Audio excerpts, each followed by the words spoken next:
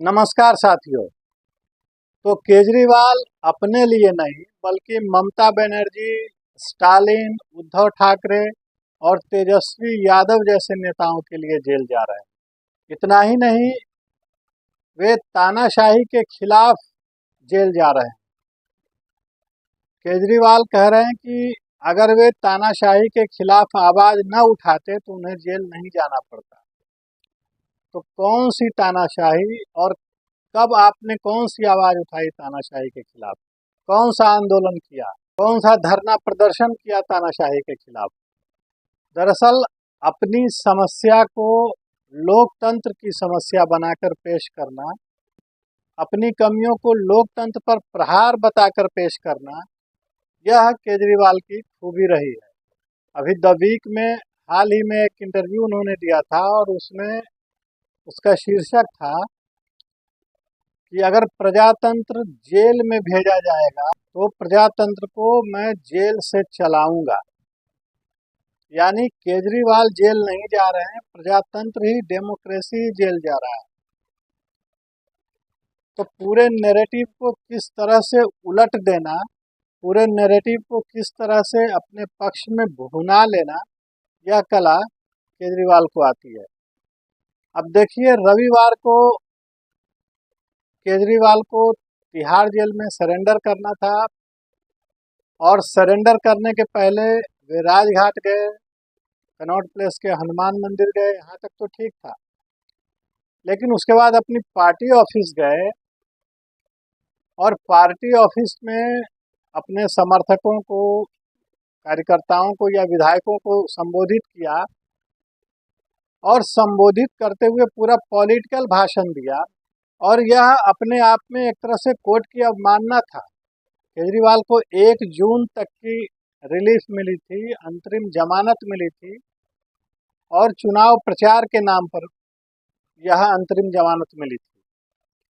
लेकिन वो अपने पार्टी कार्यालय में अपने विधायकों को या चंद समर्थकों को संबोधित करना, एक पॉलिटिकल भाषण देना, यह कहीं से भी उचित नहीं है और इसे कोर्ट की अवमानना ही कहा जाएगा। इतना ही नहीं, उसी भाषण में, उसी संबोधन में केजरीवाल ने शराब घोटाले की भी चर्चा कर दी, जिसकी चर्चा को कोर्ट ने मना किया है। और यह कोई पहली बार नहीं है, चुनावी सभाओं में तो बार बार केजरीवाल ने इसकी चर्चा की और फिर रविवार को पार्टी कार्यालय के संबोधन में भी इसकी चर्चा की कि कोई रुपया बरामद नहीं हुआ, कोई चवन्नी नहीं मिली, इस तरह से कि एक बनावटी ये पूरा षड्यंत्र है और तमाम तरह की चीज़ें। तो कभी कभी मुझे यह लगता है कि डेमोक्रेसी में, इस प्रजातंत्र में, हमारी लोकतांत्रिक व्यवस्था में इतने छेद हैं कि उससे केजरीवाल जैसे नेता इतनी तरह से उससे निकल जाते हैं और अपने मन की चीज़ें कर ले जाते हैं और उस लोकतंत्र को धाता बता देते हैं और जनता को तो बिल्कुल मूर्ख ही समझते हैं। इसी संबोधन में उन्होंने यह कहा कि 21 दिनों के लिए सुप्रीम कोर्ट ने उन्हें अंतरिम जमानत दी थी, प्रचार के लिए मोहलत दी थी। उसके एक एक पल का उन्होंने सदुपयोग किया।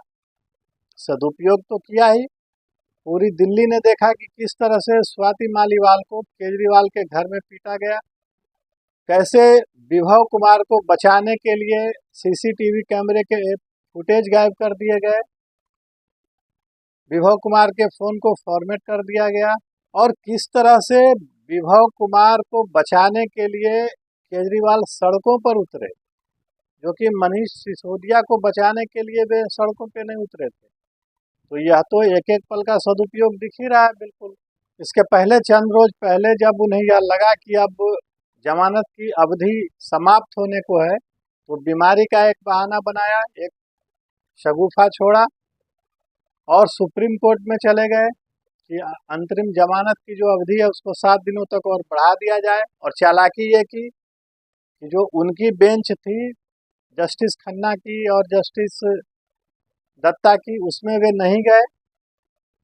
हालांकि रजिस्ट्री के स्तर पर ही उनकी यह पूरी कवायद खारिज कर दी गई और रजिस्ट्री ने ये कहा कि चूंकि 17 मई को ही आपके मामले में फैसला सुरक्षित रख लिया गया है, वह मामला जिसमें केजरीवाल ने ईडी के द्वारा अपनी गिरफ्तारी को अवैध बताया है, उस मामले में 17 मई को फैसला सुरक्षित रख लिया गया है और ऐसे में अंतरिम जमानत की अवधि को बढ़ाए जाने के मामले को अब सुप्रीम कोर्ट नहीं सुन सकता और बिल्कुल वर्बली ही इस मामले को खारिज कर दिया गया।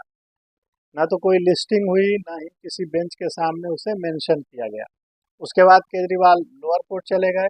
लोअर कोर्ट ने 1 जून को फैसला सुनाने की बात कही थी, लेकिन उसके एक दिन पहले ही केजरीवाल एक वीडियो संदेश में यह कहते पाए गए कि वे 2 जून को 3 बजे तिहाड़ में सरेंडर करेंगे।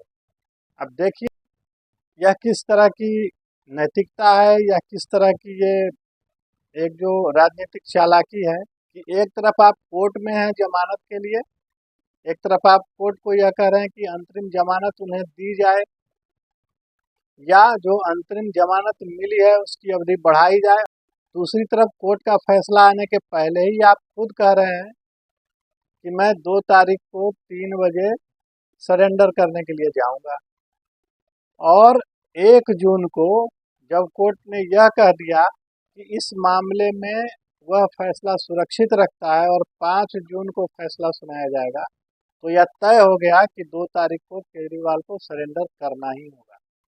तो बीमारी का बहाना नहीं चला और बीमारी का बहाना भी क्या, पूरे चुनाव के दौरान तमाम शहरों में तमाम जगहों पे घूमते नजर आए, रोड शो करते रहे, प्रेस कॉन्फ्रेंस करते रहे, वीडियो संदेश जारी करते रहे और ये कह रहे हैं कि चूंकि जो जमानत मिली है वह चुनाव प्रचार के लिए मिली है, तो वे इस बीच मेडिकल टेस्ट नहीं करवा सकते। मान लीजिए कि कोई एक मेडिकल इमरजेंसी हो जाती केजरीवाल के साथ, तो क्या वे कहते कि नहीं मुझे तो चुनाव प्रचार के लिए ये समय मिला है और इसमें मैं अस्पताल नहीं जाऊंगा। तो इस तरह के कुतर्क गढ़ने की केजरीवाल की पुरानी आदत रही और 2 दिन पहले जो वीडियो संदेश उन्होंने जारी किया, जब उन्हें लग गया कि उन्हें जेल जाना ही पड़ेगा और तब जबकि लोअर कोर्ट का फैसला भी नहीं आया था, उस वीडियो में उन्होंने कहा कि दिल्ली की जनता के लिए जो काम हो रहे हैं वे सारे काम चलते रहेंगे, बिजली, पानी, शिक्षा, अस्पताल के सारे काम जारी रहेंगे। तब जबकि पूरी दिल्ली में पानी का संकट है, पानी के संकट पर एक शब्द नहीं कहा। रविवार को जब पार्टी कार्यालय में संबोधन दिया, पूरा पॉलिटिकल भाषण दिया, उस समय वे किसी इलाके में जाकर के जल संकट की स्थिति को देख सकते थे, उसका जायजा ले सकते थे, लेकिन ये तो नहीं किया, पॉलिटिकल भाषण जरूर दिया। इसी से समझ में आती है कि इस केजरीवाल की सरकार की प्राथमिकता क्या है। और उसी वीडियो संदेश में केजरीवाल ने कहा कि महिलाओं के लिए जो 1,000 रुपये महीने देने की बात उन्होंने कही है, उसे जेल से लौटने के बाद जरूर पूरा करेंगे। तो बिजली, शिक्षा, अस्पताल, ये सारे काम तो आप जेल से भी कर लेंगे। आपने कहा कि ये सारे काम चलते रहेंगे, तो ये 1,000 रुपये देने के लिए जेल से लौटने की क्या जरूरत है? आप जेल से भी 1,000 रुपये सबको दे सकते हैं। उसकी घोषणा अभी भी की जा सकती है, क्योंकि इसके पहले तो उसकी घोषणा इसलिए नहीं हो सकती थी कि आचार संहिता लागू थी, चुनाव चल रहे थे। लेकिन अब जबकि चुनाव समाप्त हो गए, तो अब तो बिल्कुल पूरी आज़ादी है कि आप किसी भी तरह की घोषणाओं को अमली जामा पहना सके। तो यह सिर्फ एक बात बनाना हुआ कि सारे काम चलते रहेंगे, लेकिन महिलाओं को जो 1,000 रुपये देना है वह जेल से लौटने के बाद होगा। अब जेल से आप कब लौटेंगे इसका तो कोई ठिकाना नहीं है, उसमें कितना समय लगेगा।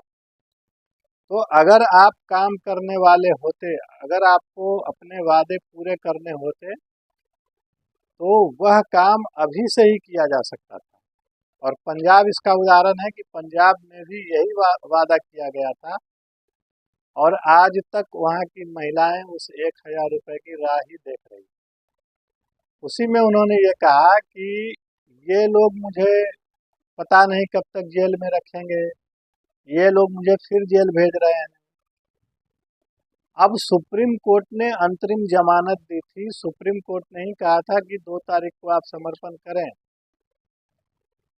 तो क्या सुप्रीम कोर्ट को वे कह रहे हैं कि ये लोग मुझे फिर जेल भेज रहे हैं? क्या सुप्रीम कोर्ट को कह रहे हैं कि ये लोग मुझे पता नहीं कब तक जेल भेजेंगे? एक पूरी न्यायिक प्रक्रिया है, उससे गुजरना होता है, उसके तहत चलना होता है, उसमें सरकार की कोई भूमिका नहीं होती है। न्यायालय में सरकार का कोई हस्तक्षेप हो ही नहीं सकता। इतना ही नहीं, उन्होंने ये कहा कि जेल में मोदी सरकार ने उनको बहुत परेशान किया। ये इन लोगों ने जेल में मुझे तोड़ने की कोशिश की, इन लोगों ने मुझे जेल में इंसुलिन मेरा बंद कर दिया। ये सारी चीज़ें तथ्यात्मक रूप से बिल्कुल गलत है। दिल्ली सरकार के अंतर्गत तिहाड़ जेल आता है। तिहाड़ जेल के जो कर्मचारी हैं, अधिकारी हैं, वे दिल्ली सरकार के अधीन हैं। उसमें मोदी सरकार का कुछ नहीं चल सकता। उसके बाद खुलेआम इस तरह से सफ़ेद झूठ बोलना, और उस पर न तो केंद्र सरकार कोई कार्रवाई करती है, न तो कोई मानहानि का मुकदमा करता है, और ये चीज़ें लगातार केजरीवाल बोलते जाते हैं।